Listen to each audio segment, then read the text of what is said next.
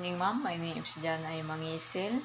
For this video, I am the one of leadership reporters and I will discuss the law of buy-in. The law of buy-in.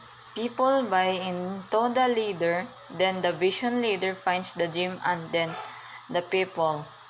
The people find the leader and then the dream. That's how the law of buy-in works. But that's not how leadership really works. People don't at first follow worldly causes. They follow worldly leaders who promote worthwhile causes. People buy into the leader first, then the leader's vision, having an understanding of that changes your whole approach to leading people. A leader having a great vision and a worldly cause is not enough to get people to follow you. You have to become a better leader. You must get your people to buy into you.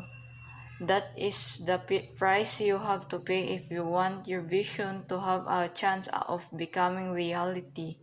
You cannot ignore the law of buy-in and remain successful as a leader.